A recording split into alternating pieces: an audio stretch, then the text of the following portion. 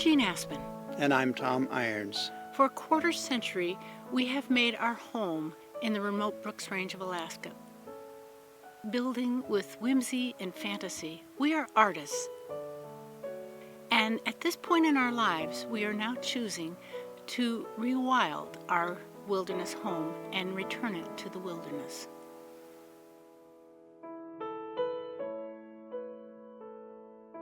For 26 years, Jeannie and I have spun our dream here in Alaska's remote Brooks Range wilderness, where we played and we lived with the animals, where we enjoyed nature in its wild beauty. We have now chosen to end that dream before the dream ends us.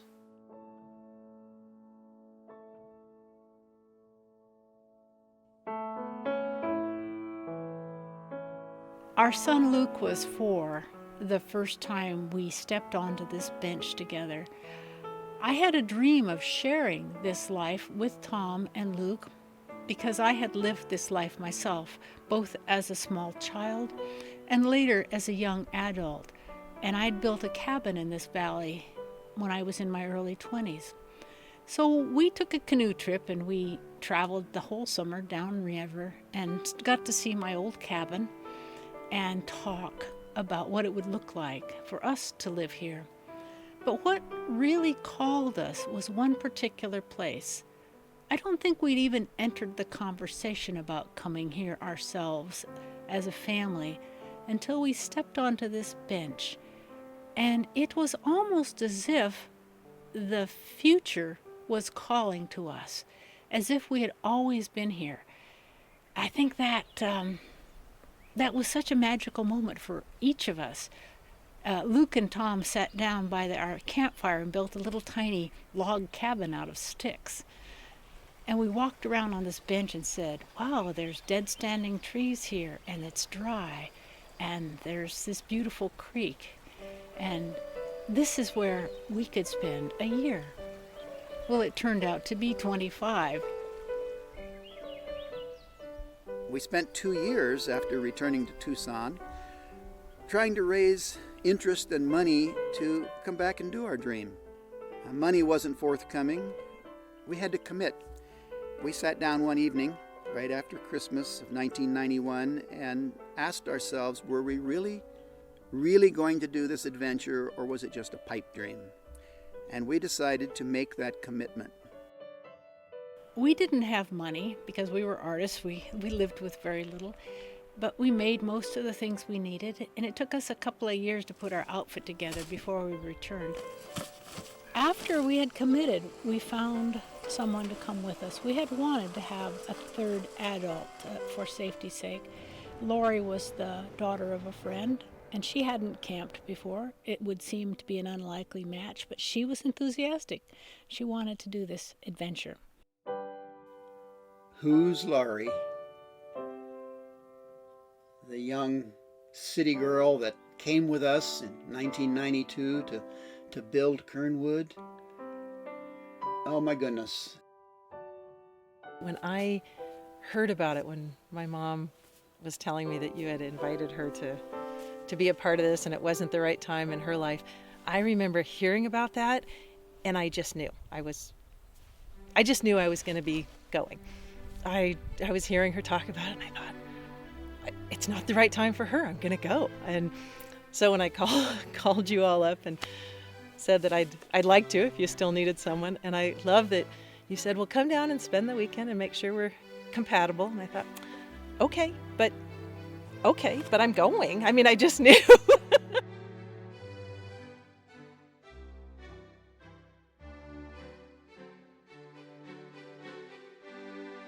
I'm standing here on a rainy day in Kernwood.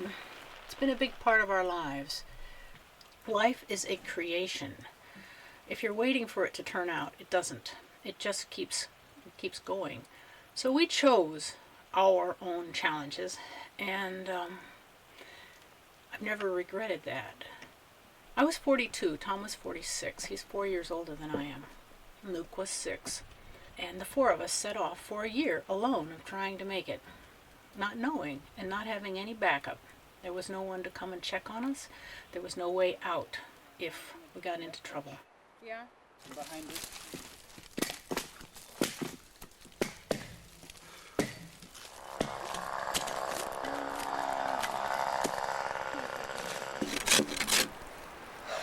I haven't cut myself once. I'm glad to hear it. Am I on? Tell me when I'm on. We had to build a cabin before snow fell. It took us 73 days, I believe, to get underneath the roof, and that's not a lot of time to haul those logs in and create this structure.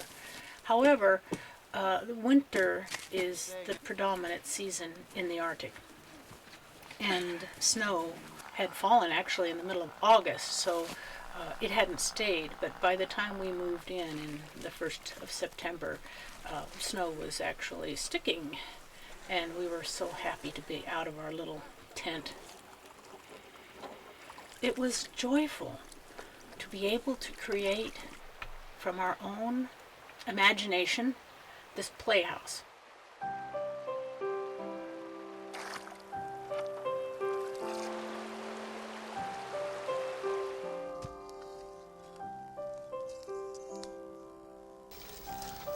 Round and round mulberry tree. Another one, and this one breaks, but this was the right size. The other one was a little too good. Kernwood is the name that our family gave to this place, this cabin, the forest, the creek. And you won't find that name on a map. Straight up. It's our own word for it. Hold her there a minute, just a minute. It signifies for us a place of retreat from the rest of the world. Kernwood is it's a log cabin, but it's also a home, a way of life, and a symbol of our family's love for each other.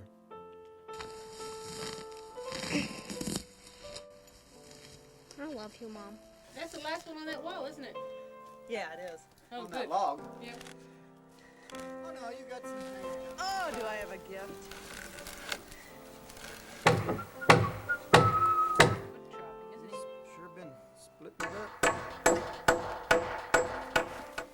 Bugs are Yeah.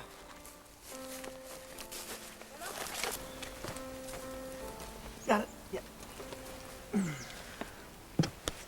In 1999, Tom and I and Lori and Luke came back to Kernwood and spent another 14 months in the wilderness and canoed out again.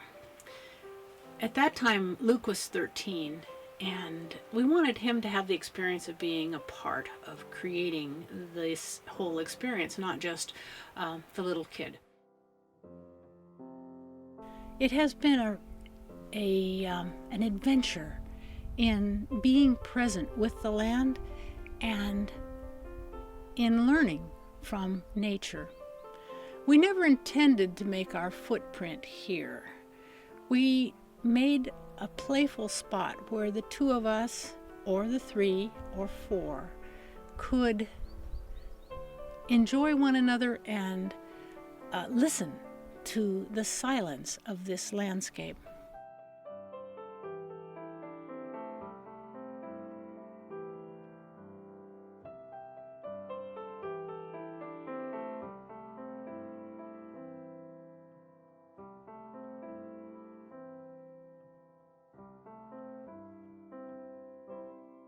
It's my understanding that the Plains Indians recorded their history by remembering specific events of each year as they passed.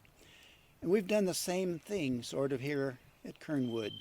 We've had the year of Rude, our friend, who joined us for a summer. We've had the year of building the cabin. We had the year of discovering the site. We had a year of building the storehouse. We've had many years where there were no outstanding events, that it was just the tremendous opportunity for us to be in this land, sharing it with all of the animals, seeing the seasons come and go. It has been a tremendous privilege to have been allowed this glimpse of nature in this country, and I hold it as one of the greatest parts of my life. Both Tom and I are artists, and for 20 years we created art for sale. Now, more and more we're discovering that our lives are our art. I think that's true for everyone. To be able to live with the world, building the things that we needed from this landscape. It was built with dead standing trees. We have, when we overwintered, hunted and taken a moose for our family to eat. But overall, our intention has not been to make a living off the land, but to live with it and to learn from it.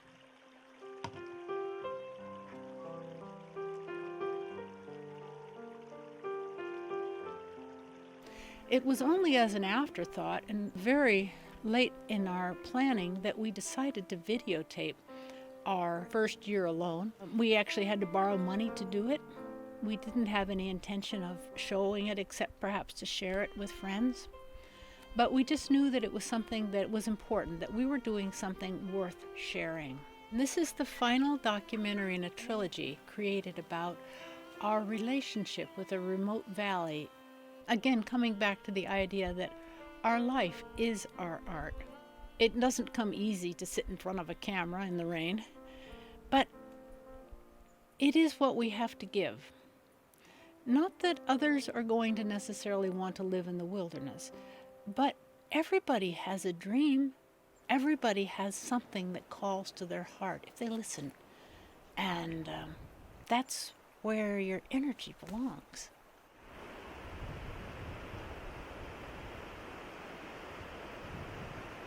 People have asked why I have continued to come back to our beloved Kernwood cabin for 25 years. All I can say is that this is a place that speaks to my soul. The energy that I experience here with the mountains and the rivers and the lakes and the trees and the animals, it empowers me, it renews me, it settles and calms me like no other place.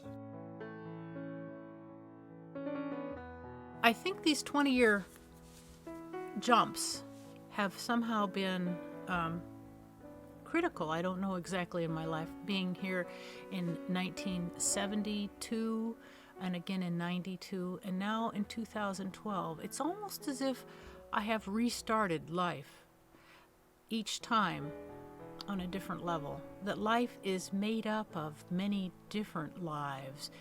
Each one requires a death of what has been. It is the river that continues to take us downstream where we've never been before each day. I think of myself in 72 when I was 22 years old, needing to test myself against the wilderness, needing to see if I could make it. But it was a different lesson when I came in with Luke and Tom and Lori. Then it was about community. It was about working together, about discovering how much fun it was to be together as a group. And now in 2012, Tom and I are here healing from the loss of Lucas and discovering what life will lead us to next.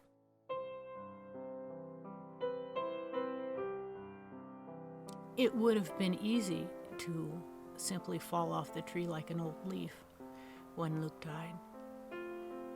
I couldn't see ahead, what will I do with the rest of my life? Being back in Kernwood has been very healing this summer. It's been an opportunity for us to reconnect with the land and remember what we are about. It's been almost 6 months since Luke died, and the first time we've come back to our cabin. Yesterday I came across a pair of Luke's boots. They still smell a little like him. I do stumble across this this memory of him. At the same time, it's good to be here with him. He loved this place as we love it. One of the challenging things for me has been this idea of heirs. We thought we would leave the cabin to Lucas. We thought we'd leave everything to Lucas. The real thing each of us has to leave is a legacy.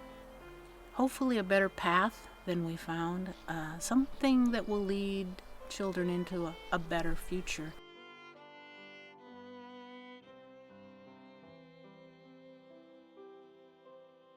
Rewilding. That was a new term that Jeannie sprang on me this summer. The idea of removing our footprints. It sounds right. It seems right. It carries sadness, but it carries memories. Rewilding this beautiful country, this wonderful area, is the right thing to do. No one else will steward this area as we have, and to let Kernwood devolve into an old, dirty, nasty cabin area, or to let Kernwood be taken over by people who come into this country to do nothing but take, would be immoral. I know that there will be people who will be aghast at the idea of, in their eyes, destroying all that we've worked to build over the years. But that's not really true. We'll be removing the structures and all of the items that we brought in, but we will maintain the memories, the love. Rewilding Kernwood will evoke some sadness, but boy, will it ever bring back some wonderful, wonderful memories. Our going away and letting go and gifting back the land that we have loved is for us a profound and personal statement of the value we hold in wilderness. It is like losing our son, Lucas, a remarkable part of the journey to know that it is not forever. When we live life as if it were an endless party, always wishing for more and reaching for some imagined future, we fail to live right now.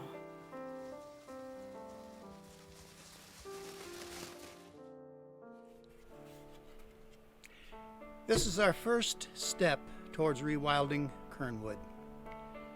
The garden is a very small item to remove and return to nature, and we thought it would be a good start for us to make that little area back the way it was.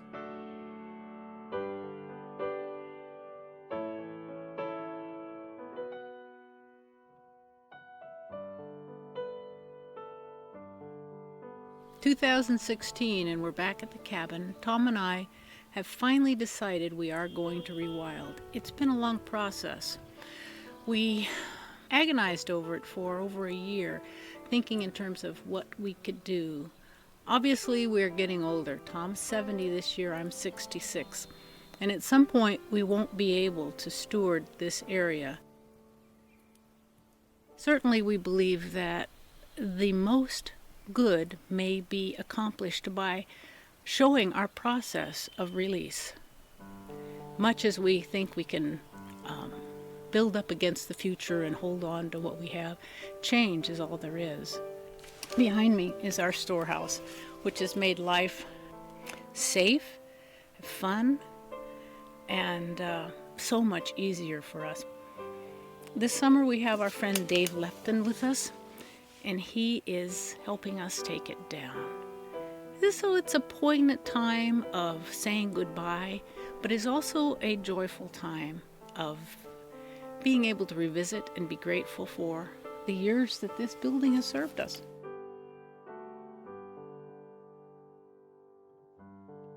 When they brought up this opportunity to me, I really was excited. This place is really quite special, and the stories do not do it justice. We will then. We have to go down there and pull that back. Okay. And When Tom, Luke, and Lori and I came back for another year in 1999-2000, the first thing we did was begin accumulating the logs and creating this structure. It's going to be the first thing to come down. We spent the last week repurposing the smokehouse and the tool shed so that we could keep our things safely away from bears, we hope, and cool enough. I know that it's the right thing for us to do to release this building, and yet at the same time it's hard. There's a lot of love in here. There's a lot of memories. Luke and Lori spent the first night after we completed the structure doing a camp out in here. It's been 17 years since the ground has felt the rain. It's a very appropriate time for the logs to return their journey into the soil of giving back the nutrients. It's time for us to choose a different life.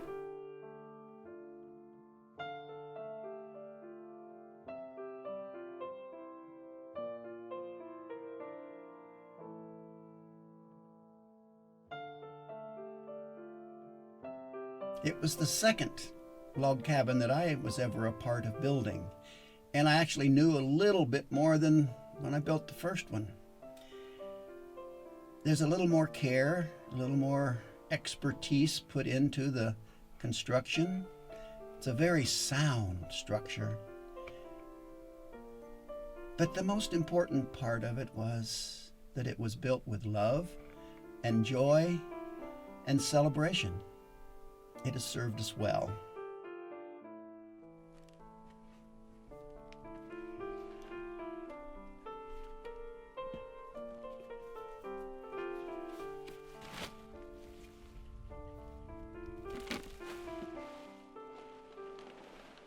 I remember making all of the notches, 2 notches on every log at a minimum.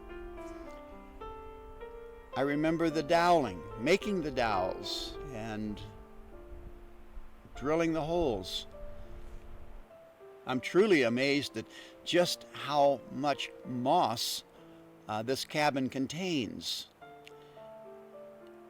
It's all dried now, but we will use it in the rewilding. It will make a good source of nutrients for the new growth that will come along when we're finished here.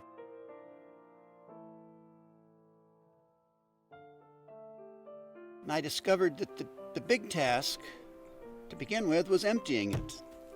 And Jeannie spent quite a while doing that in a very conscious and controlled manner. Another big step is the removal of each and every nail. Dave helped us a lot with that. He's done most of it, I would say. It's gone really smoothly from my perspective. I'm not grappling with the same emotions and feelings that Tom and Jeannie are, as I haven't invested the time and love in this building, but it's really, I'm really grateful to take part in this process and get to see how the building was made via taking it apart. It's really been a lot of fun working with Tom and Jeannie and finding ways to cooperate and work together.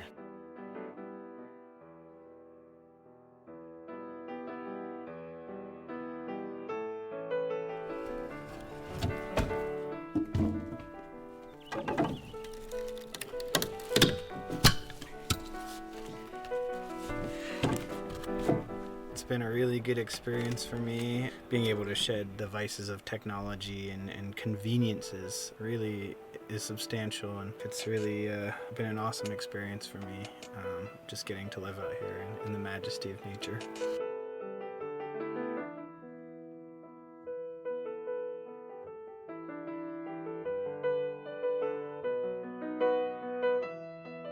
A whole lot of notches behind you.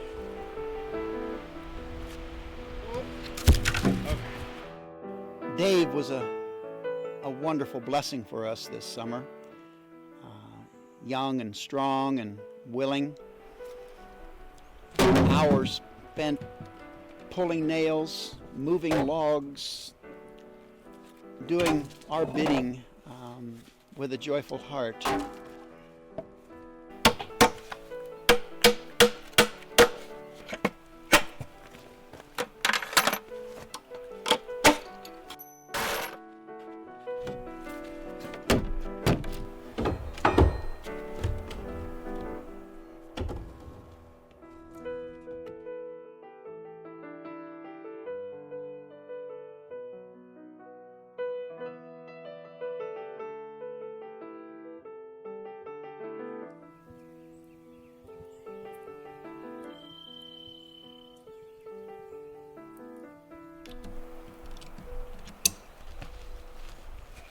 It's the middle of August 2016. With the storehouse gone and the footprint rewilded, restored as well as we can, we'll be planting some more trees on it. But basically, I think I did a pretty good job of it. The question remains what to do with the logs. I want Tom to cut each of them into a nice little split firewood and run them through our stove. Well, the truth is that we are not going to have that many fires. We can't use a whole storehouse full of logs. What's true is that the river is the best place to put them. The river thinks of them as collateral. It will pull them downstream, grind them up with thousands of other logs, and replant sandbars down below. I want to put them in such a way that anyone coming down the river doesn't feel like someone's been here before. And truthfully, with breakup coming next spring and the ice, I know that our logs will be scattered from here to the Yukon, and they will be plowed under in log jams and ground up into pulp.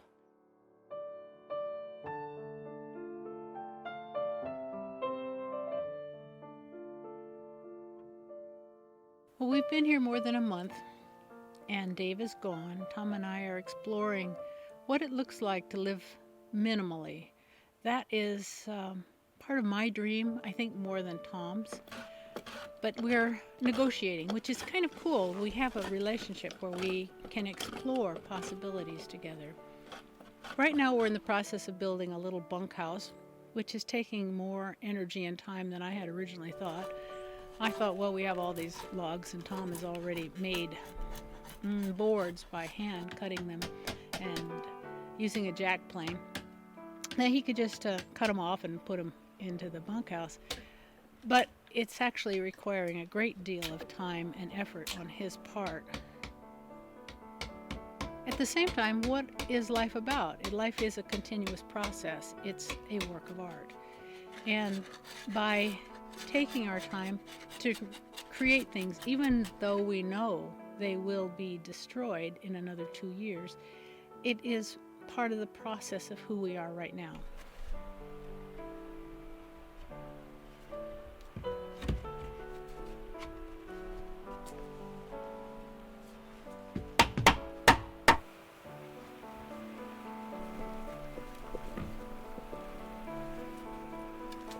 It's not easy letting go of Kernwood, log by log. Some of them I'm having to pull out of Jeannie's hands. She doesn't want to let them go. The building of the bunkhouse has taken every bit of the work that I pictured it would. And Jeannie was kind of surprised. She felt that because we had all this excess lumber, it would be a real easy kind of affair to put together. It's not been that way. It's been very slow, meticulous. It's a sweet little structure. It's tiny, and it's going to be very close for 2 or 3 or 4 people if we have friends join us next year. There's talk that Laurie will be coming in with us to remove the cabin. But seeing 3 people in that little bunkhouse, it's going to be knees and elbows, and maybe it'll be what we need to help us say goodbye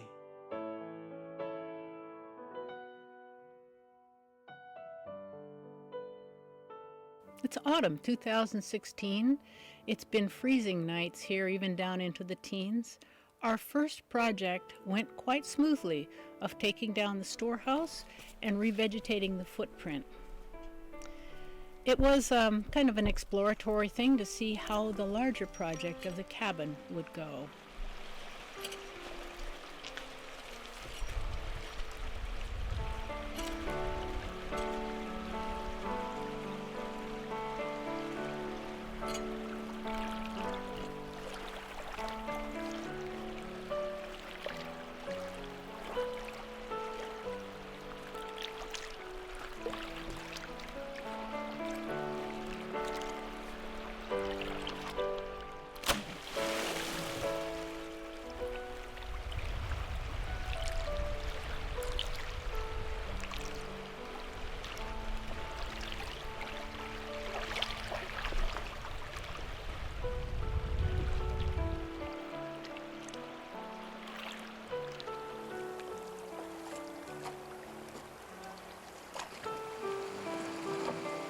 We'll just get in, all three of us, and put off into the creek and make the first left turn down here at the fork in the road.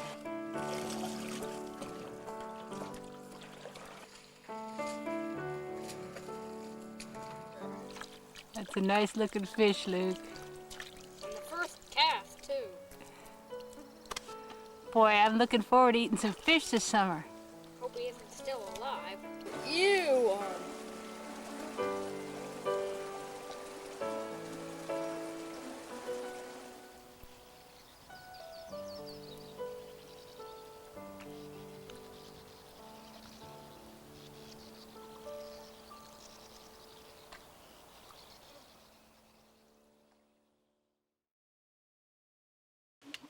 Yep.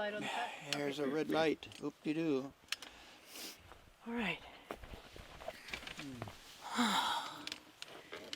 It has been a really hard day, but a good day. We're back in Kernwood. This is 2017. A lot of things had to come together today. We were afraid that we wouldn't be able to land because it's been a cold, wet spring and the rivers are still high.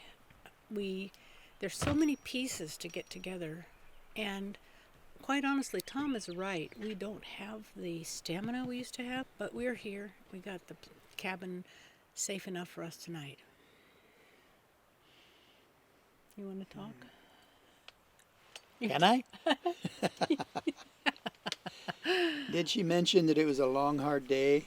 I think that's the important message here with this whole thing is it was a long, hard day, but we made it. We're both pretty exhausted and feeling our age and feeling that it's right for us to be here for the purpose of this summer, which is to take down the cabin.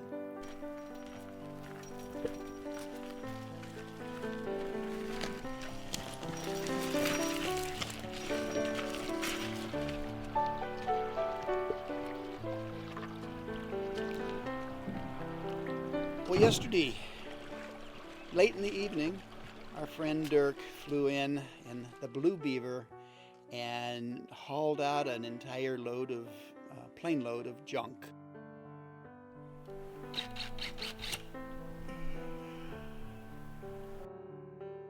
Having made the decision to take Kernwood down, we have been faced with the actual doing, and it's complicated.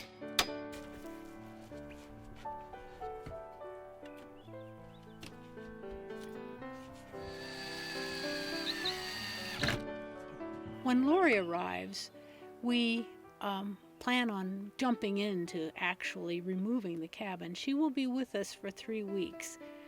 I'm really interested to seeing what she has to say and to seeing her experience of our cabin and of the process. I'm going to start removing the cabin floor today, and I'm going to repurpose the boards as a bed and flooring in our bunkhouse.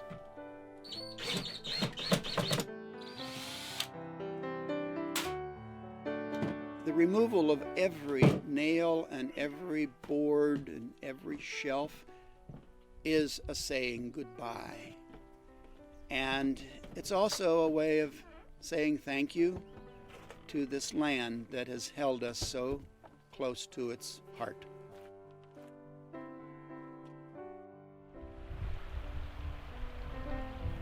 We will be leaving a little part of Lucas here. Certainly much of his heart and soul is here. The energy that he put into this place will always be here. We've been here about 2.5 weeks, and it's interesting because I've looked forward to this time of saying goodbye and beginning to organize and simplify our lives before Lori comes in, and I know a lot of work will be done in the next 3 weeks when she arrives.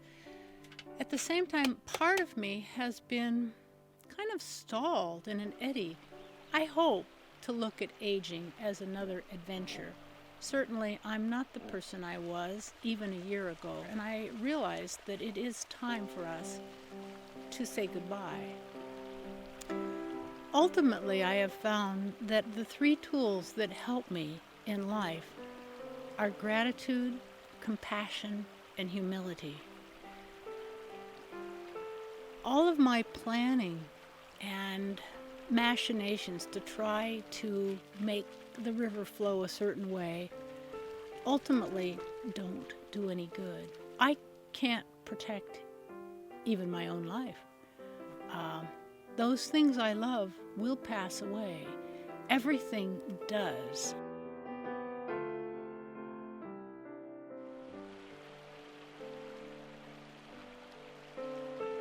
I will never be the same. But I have the opportunity to recreate myself the same way the river does. The river's never the same. Summer, winter, flood time, year by year, and yet it is the same river. Thus it is with me.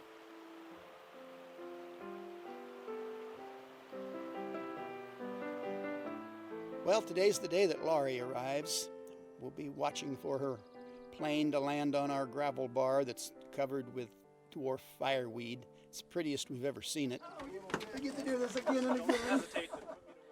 I think it's going to be very interesting for the 3 of us to move out of the reasonably spacious cabin into Jeannie's little wooden tent. I want to show you our little bunkhouse. Okay. Here.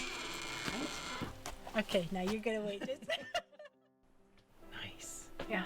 Wow, this is, it's like being in a little IKEA house after being in our cabin, isn't it? You know, I think of it as a fantasy, a fairy tale, like the little old people who live in the woods. You know. Living on the ground is hard, and the ground, when it comes in contact with 70-some-year-old bones, it's pretty hard. There, you see? It's good to have you here, Laura. Thanks. It really is. Great to be back. Yeah. I loved as Jeannie was showing me where the storehouse was and what was. Didn't she do a magnificent job with that footprint? I would have had trouble telling where it was, to be honest. The state trooper did too. He said, "I can't see where it was." I know it was, and as she was explaining, as you were explaining all the thought into what you've planted where and what's growing and showing me, it was really stunning. I think I didn't have an idea of what this looks like when we rewild it, and the impact of that's not a matter of just taking it down, but it's really intentionally returning it to how it was. When you first told me the thoughts and plans a couple years ago, I guess, about rewilding it, I couldn't talk about it with you all for about a month, I think. It was hard. It was really hard, yeah. And I knew I thought, well, I wouldn't come back here without you all. I rely heavily on your knowledge and kind of the great way you take care of me up here.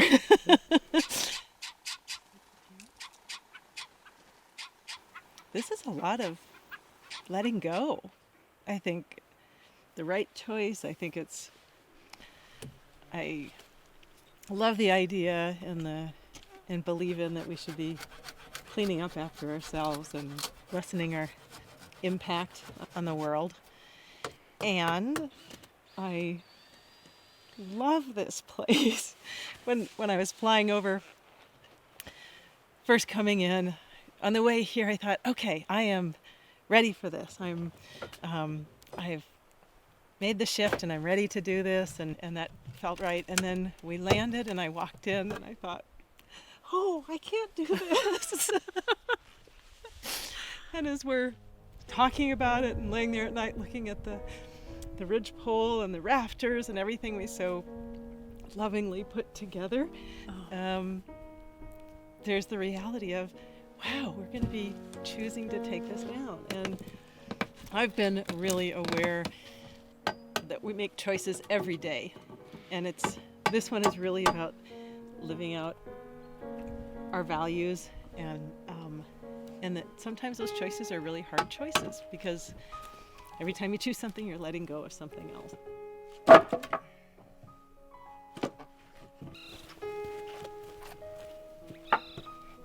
If I'm holding to the physical structure, I also might be missing the other aspect of home, which is the love and the intention that's created there. It's not limited to the cabin, I guess.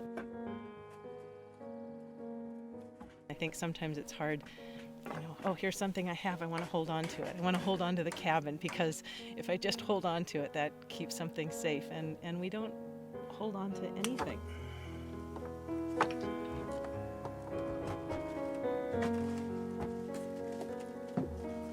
It's not a light one. It's a beautiful door.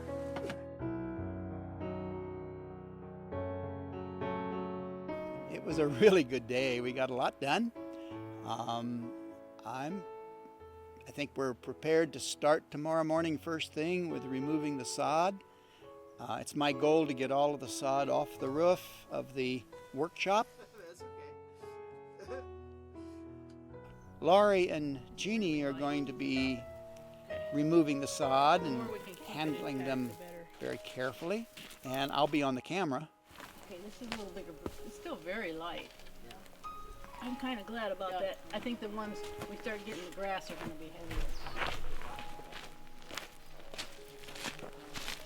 See my waitress days? I think you were a good waitress. I was surprised by, I was going to say how much easier it was. I expected this process to be constantly sad, and it hasn't been. It's been, there are parts of it that are bittersweet, and, when we had the door taken down, I've been thinking you've been so generous in offering pieces of this that have, if something's meaningful to me, of graciously that I could take this back or hold it, whatever it is that means. And so far I haven't found things, and I also think of what is it like to fly out with pieces of this. But when you had asked about Lucas's hat, that was really nice.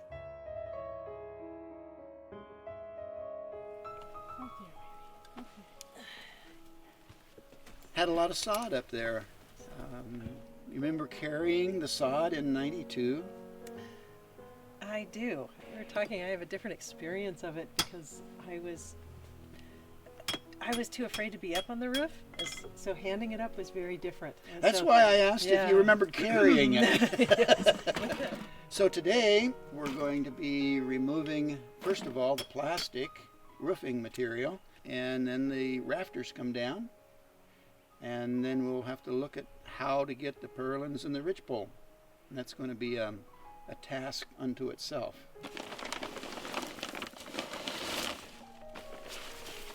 Well, it was hard for me letting go of the rafters. You weren't attached because of the work you put into them, were you? The time? Yes, I was. Yes, you were. I was intrigued by it. It wasn't as hard to let go of the sod, maybe because the sod was going around here, but somehow letting go of the rafters and releasing them in the water felt like wasting all this energy we'd collected and I don't know, some false sense of security, like if we had firewood and everything was okay. And so I found that as I rolled them down with your great device, I had to stop at the end of the trail and I wanted to carry each one across the delta to let them go one at a time. One of the neat things that I've discovered up here is that the area that we took all that sod from and hauled over here and put on top of our wonderful cabin, that area's gone. Yeah. That sod would have been washed down river, in the past 25 years at some point. And the decision to haul that sod so far from an area that we really knew would be washed away in coming years, I still stand by that decision. That was a good one.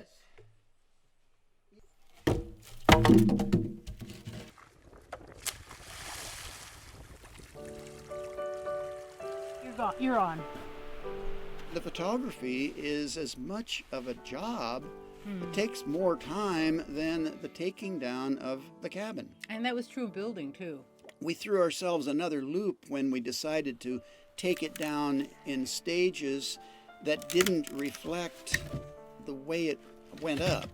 In other words, we're taking down the workshop first, but the workshop and the cabin were built simultaneously. So we have to figure out how to disconnect the logs that were laid in as the building went up, and that's a challenge. Mm-hmm. This cabin is one of the few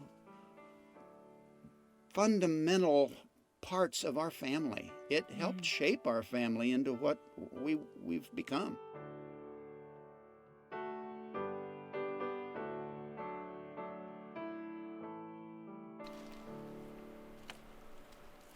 We got Tom's shop down and all safe. No one got hurt.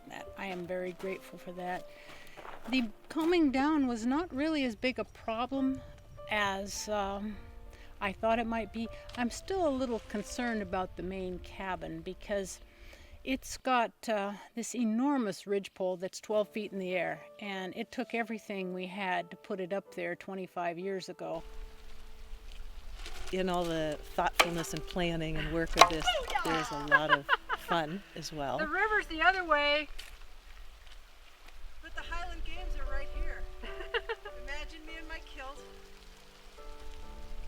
I have been having a frustrating, challenging relationship with the horseflies, and I smacked one and it went in the water. And then the fish, a grayling, came up and ate it. And it was so exciting. I thought, I don't have to look at these horseflies resentfully. I can thank them for coming in and release them to the fish.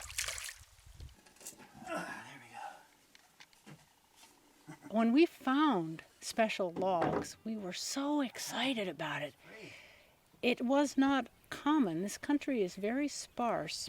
Just out of curiosity, we took and Tom sanded off a piece of, rather, I would say ordinary log. It's a big log. But you see, this is over 200 years old, this log. So we were very conscious not to kill anything living in creating our cabin. Not too bad. Apple pie from dried apples. I got all kinds of tricks. This is incredible. So, apple pie, fresh out of the oven. Literally Baked fresh out of the oven. Baked outside. Yeah, well, thank you guys for setting my stove up today. Because it's been too hot in the cabin to cook. And the cabin's going away. I want to get most of the interior emptied out before we start taking it down. We're getting there. We've moved out a lot of stuff. But So let me start emptying it out right now. I'll do everything I can to help.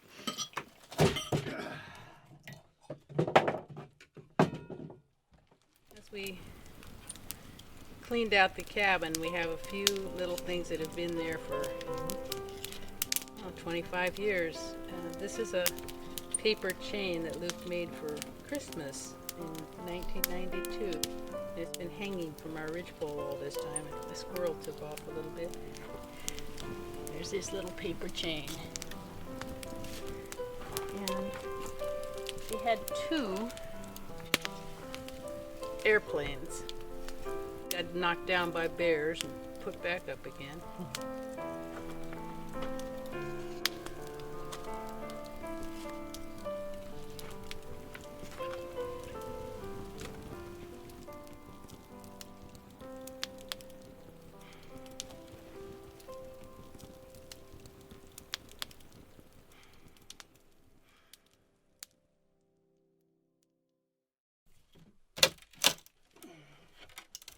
What you guys been doing today? Nothing. Waiting to eat brownies. You little home wreckers. I have been becoming one with a screwdriver and a baby crowbar. I've had the experience, so many people said, wow, gosh, that's so great that you did that. I wish I could do that, or I wish I had the chance to do that. And I realize there are so many chances and opportunities that we have. It might be a cabin, could be any number of them, but are we willing to say yes to them? And I'm just infinitely grateful that I said yes to this and to them.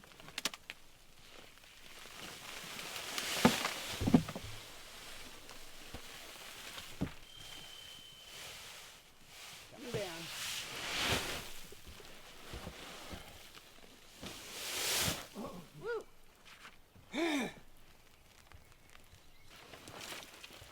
We've made a decision that at this point is pretty irreversible, and it still feels right.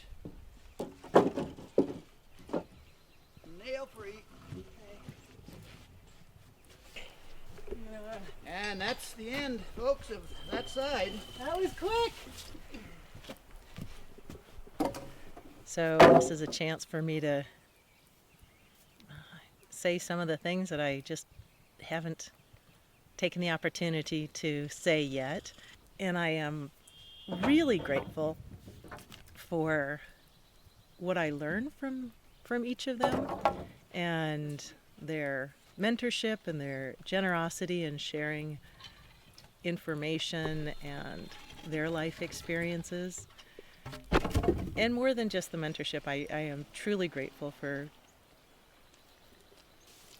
our friendship of 25 years. I was all practiced on that. I could have done that before without crying. I'm grateful for the relationship through building Kernwood, and also our continued friendship over the years, and for being a part of the rewilding too. That's been just an amazing experience. And I was thinking about it last night and this morning and realizing that this has been a rewilding process for myself. It's a chance to pause and reflect and reconnect with a part of me that sometimes gets a bit lost in the business and the busyness of my day-to-day life in the other world, as we call it. And this has been such a grounding and nurturing and educational time, and I am just supremely grateful to have been here, that they shared it with me again. Completely making something up. So people are watching. I thought we were. What are they playing? Are they playing pineapple? What are they playing? I have no idea.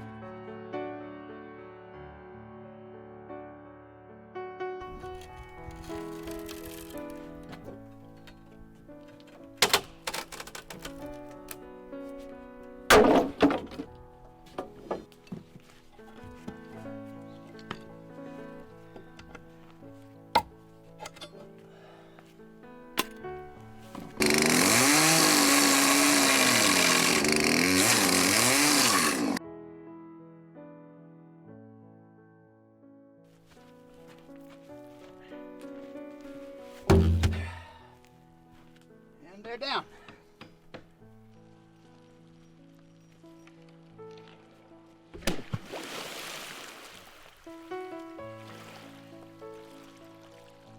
I want to do my best by the land itself that has been so good to me. I'm very pleased with how the rewilding I did last year has turned out. There comes a point when it feels good to pass the torch to the next generation. It is my deepest hope that the coming generation will exceed me.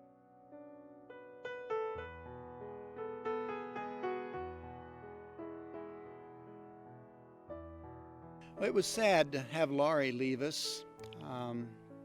She and I flew out together with a full plane load of stuff or junk or treasures, however you want to look at them.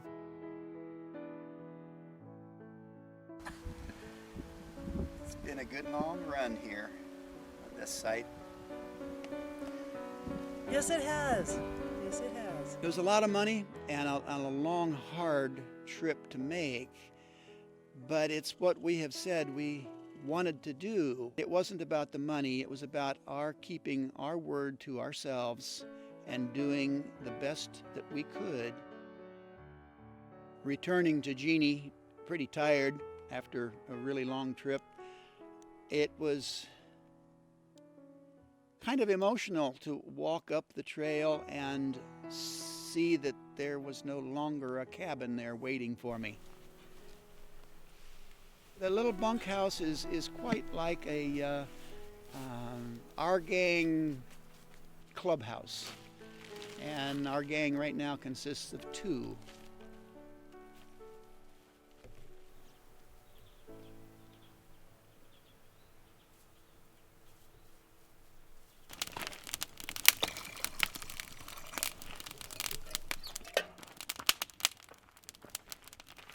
This is the 7th day of the caribou. It has been so very magical being in the middle of a caribou herd, something so beautiful and so majestic, and a little bittersweet because both Jeannie and I figure that this is probably our last August, September here in this country. We've had a lot of them, and we've been very blessed to have the ones that we've had. And I think we'll miss them.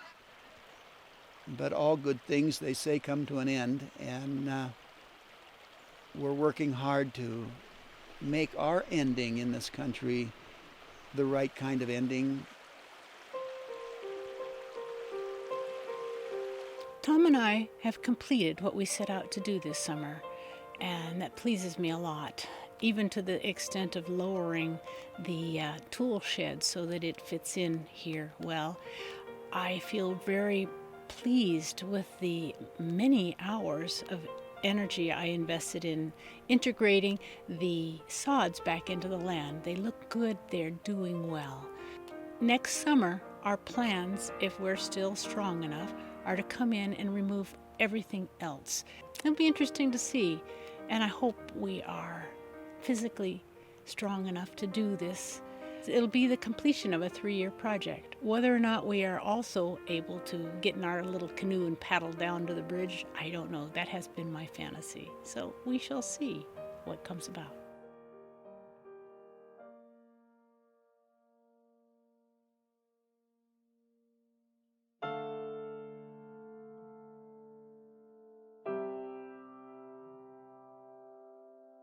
We decided 3 years ago that the best legacy we could leave was no footprint.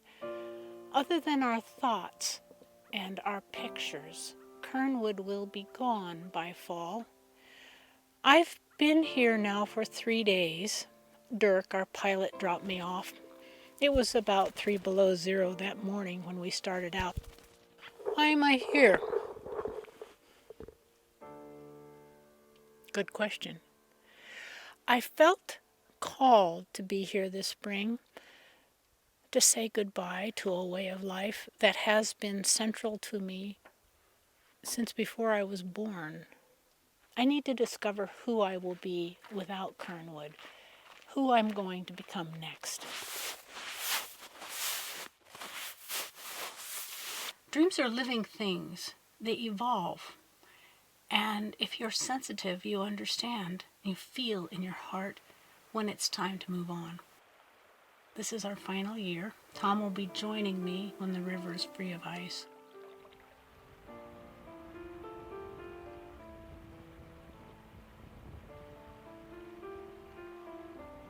Had the first bird song today. I think it was a crossbill. I couldn't see him from a distance, but he came and sang to me. We have willow buds that are beginning to come out. And one other thing that I think is really reminds me of Lucas when he talked about it is the smell changes as spring comes on. Suddenly you can smell the ground, you can smell the trees. So I'm welcoming my old friends back. I am so grateful for these beautiful little cabins that we've built, for the people who've played with me here, for a remarkable 68 years on this planet. If I die today, I am so blessed. And I would like to go out singing and not worrying. I knew that if I didn't come this spring, I would regret it. There was a part of my heart that said I needed to come and say goodbye. I think Tom's already said his goodbye. I think when he arrives, he's going to be all business. He'll be thinking about the techniques of how to get these buildings down without hurting us. And I will be looking forward to that too. But having this time here alone to just be has been a remarkable gift. The question I have to ask myself is, do I trust life? There's only two ways to respond to life. One is with love and the other is with fear. When the worst happens, what else can happen? Letting go of those things and those people that I love, that has been my challenge.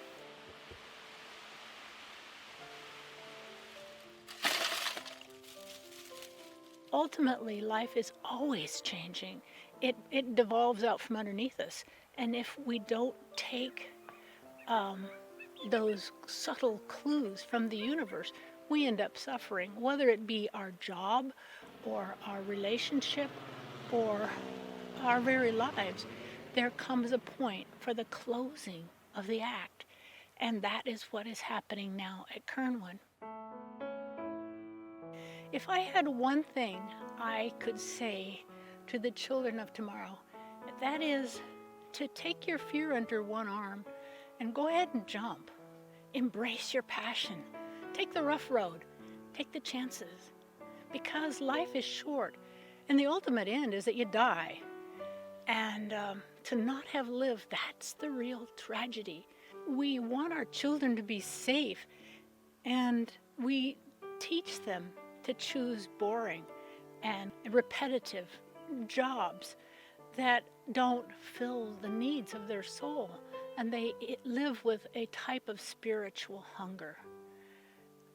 Go find out what you're hungry for and do it. That would be the advice that I would have. It is so good to be here with you, Tom. It's good to get here. Oh, it was really good to get up to Coldfoot and find out that our pilot could and was willing to fly me in. And seeing Jeannie, I had to watch her bring that canoe across that flooded river, and I really wanted to be there to help her, but she did a magnificent job, and it was so good to get a hold of her again. I know of no one that I would rather be with here in this country. The concept of Kernwood for me is not just the cabins, not just the cabin area. Kernwood is a large, empty, wonderful wilderness space. And trying to convey that concept to other people is probably going to be a little difficult. The work that we're doing this summer, the final summer, cleaning up and finishing what we've started, is so rewarding.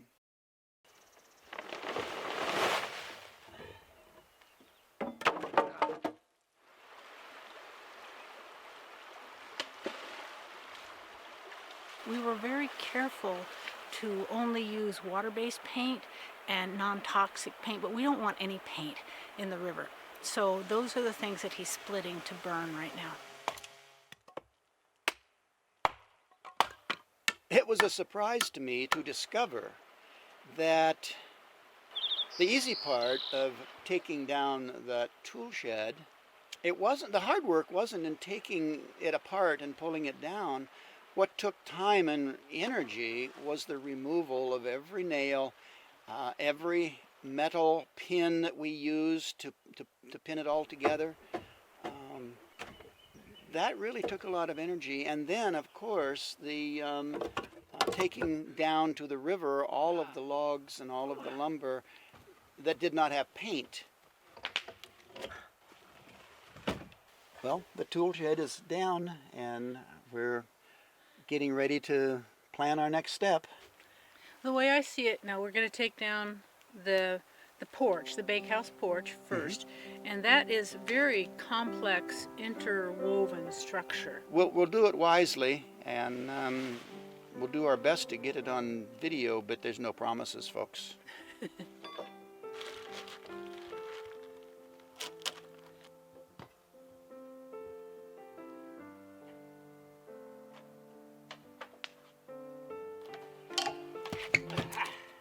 There's a part of my mental space that deals with the buildings, with my stuff. And as we get less and less stuff, less and less of my emotional and mental energy is tied up with my personal stuff, and more of it is allowed to expand out into the space around me.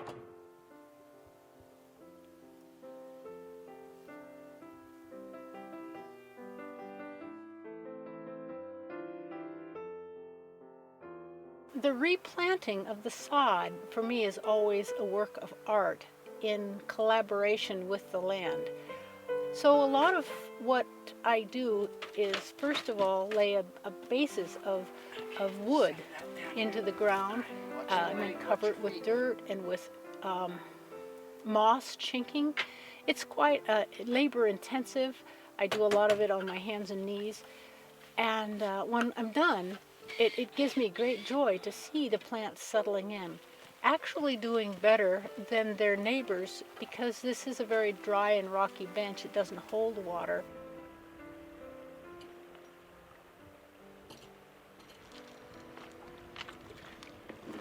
Okay, I'm taking the last of the really large cabin logs down to the river and letting them go. It's a task that I could have cut them in half and made them half as big to do the moving, but that leaves sawdust where I don't want to leave sawdust. And I've got the wheel, which really makes the job so much easier than lugging them or dragging them, which isn't all that great for the ground.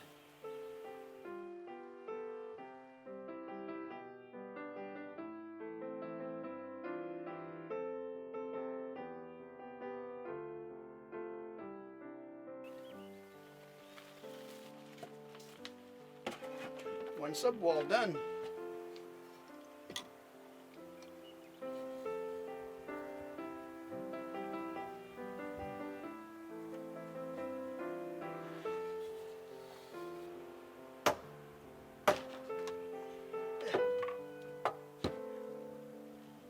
Tom finished taking the roof off the bunkhouse yesterday, and I'm maybe done with the last of our rain for a while. Hard to tell. We've had a lot of rain. Living outdoors is more challenging, trying to find places for things, but it also leaves us closer to the land in a very interesting way, waking up and hearing the birds very loud. This was our dream. It's not necessarily everyone's dream, but to be able to create your own life space whether it be your simple furniture, the things you choose to spend your time on. I don't know. I think it's a unique journey. Now, You don't have to show that. I feel like that was a pretty productive day. Only just in the morning. It was just a half a day. Oh, shade's getting hard. Why does 4 hours worth of work feel like 12?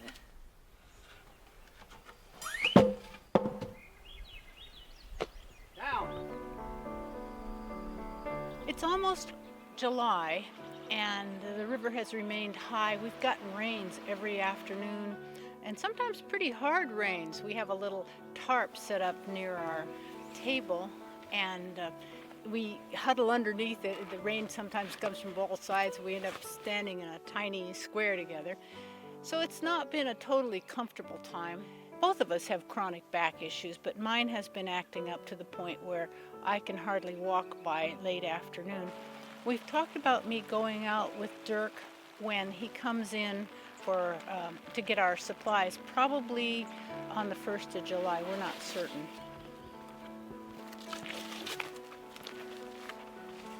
It's really interesting tearing this little structure apart. It was very well built. We had such a wonderful selection of dead standing trees, and we had the fun of having our friend Rude be here with us. He was such a woodworker, and I can remember the hours and days we spent playing at building this fun little building.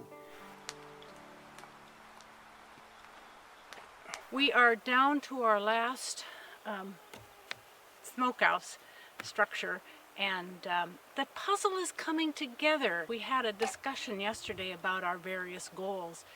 Tom agreed to slow down and enjoy the process, which I think of as kind of a puzzle, a labyrinth that we've had to work in the middle of as we have compressed the space that we live and work in. I think that sometimes Jeannie feels stress where there really doesn't need to be any. She perceived the way I was working as, I don't know, frantic or stressful or something. When I have a goal, I tend to get the bit in my mouth and run with it and push. And she perceives that as my not enjoying the process, when in fact I am enjoying this process. And sometimes Jeannie and I work at different levels, but it's all been good. We have a gloriously beautiful day today, and a little bit more of this structure is going to be removed.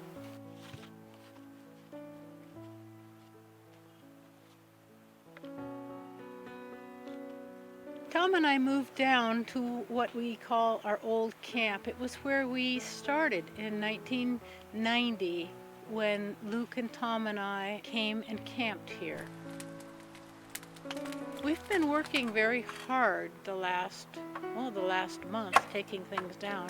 Tom's taking down the toilet now, and the Ramada will be the last thing. I'm working on replanting the sods, and I feel good about what we're doing. I think we're going to be done by the middle of July, which was our intention. I've looked forward to this time for a long while, but my back is causing me quite a lot of problems in that I have a hard time walking.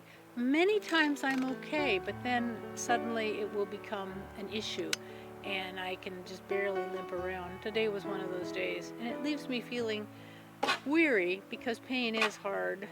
It is wearing to be in pain, but it also is humbling. I'm very aware that I'm 72 years old and my body does not respond. It's not capable of doing the things that I was able to do when I was in my 50s or 40s or 60s. So I have to look at how I can lift a log and only lift half its weight.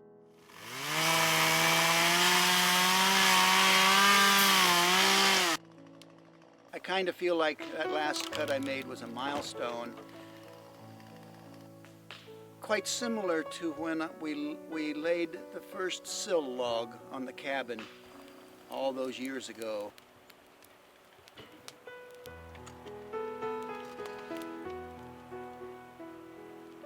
It's bittersweet that we are ending the deconstruction phase.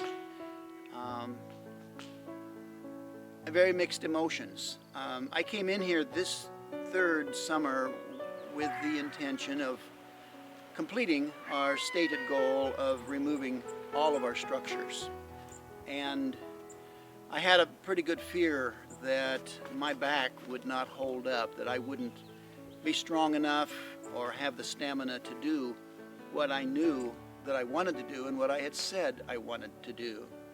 And I'm definitely pleased that I've been able to reach this point.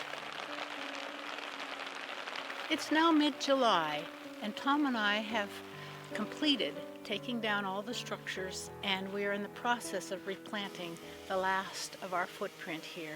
I feel like we're doing a really good job, and I see the work that we have done in the last 2 years and how well the land is recovering. It is a labor of love.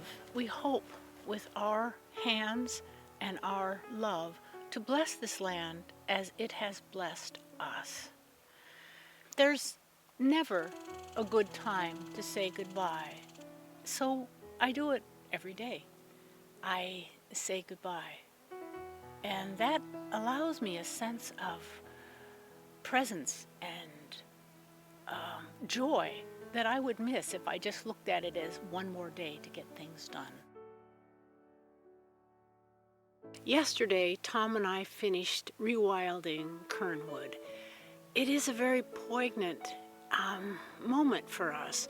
It's interesting, I've been so engaged in the process of my nose right in the dirt, trying to decide exactly where each little piece of moss goes, that I haven't taken the time to step back and feel the sense of both accomplishment and loss. It's interesting that although it has changed remarkably, and you can't see really where the cabin stood or the storehouse or the bunkhouse, it's nevertheless, something about it is so home to me.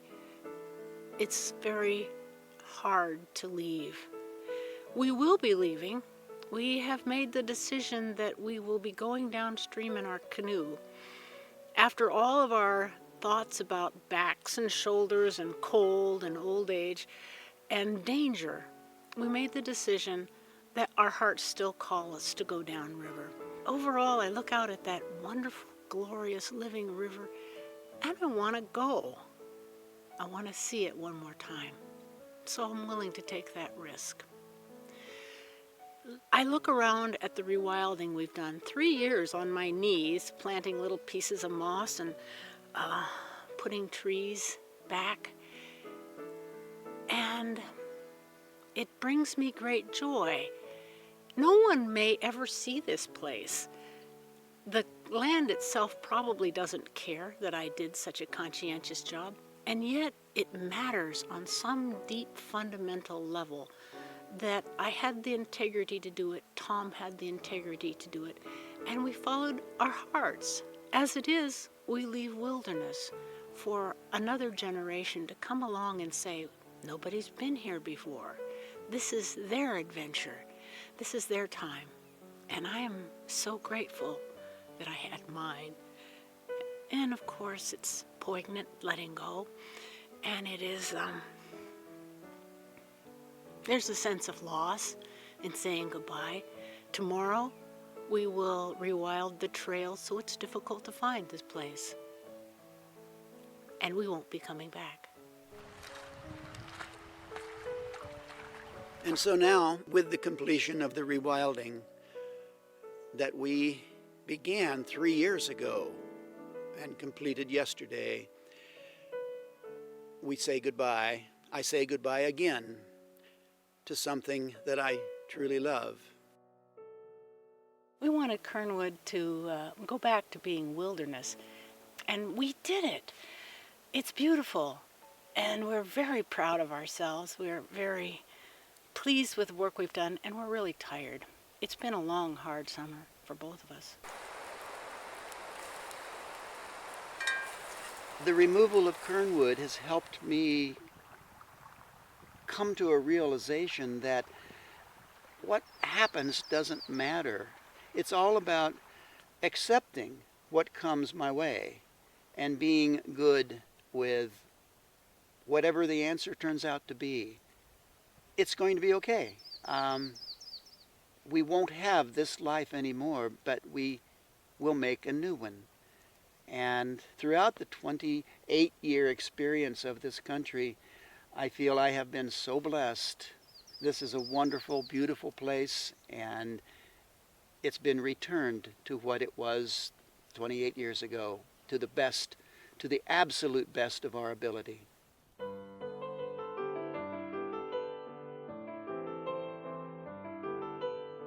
We're here in camp.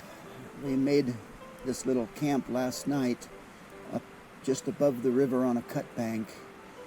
It was the hardest, longest day of our travels. All of our pictures show placid, beautiful water in front of the canoe. We are unable to mount a camera or hold one when we're going through the fast, rapid water. And there goes a loon. I've been told that I am too old to be trying to live this kind of life, and I can't disagree, but I can go ahead and live my life the way I choose. And these last 4 days of canoeing and seeing this country at water level have been worth so much more than any big ship cruise I could ever consider taking, which I wouldn't.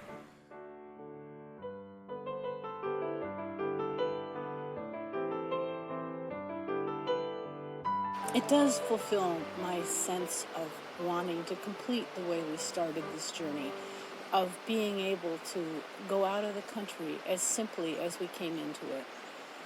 Nevertheless, I had forgotten how hard this river is.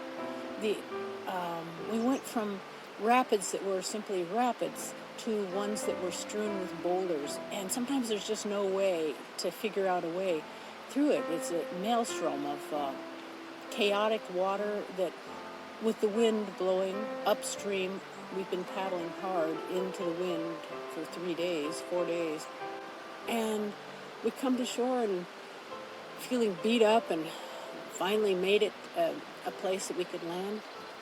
And we hold hands and say, grateful to be alive one more day. Even when it's really, really tough, we find a way through the rocks. We've hit quite a few of them, but we haven't capsized. And here we are, still headed downstream, still in love with one another after 37 years, and still playing. We look forward to our next adventure. We don't know what that is. It's not going to be as physical. It'll be making this documentary.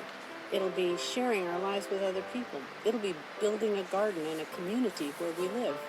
I'm sure there are new things waiting for us when we get out. And, God, it's been a great ride.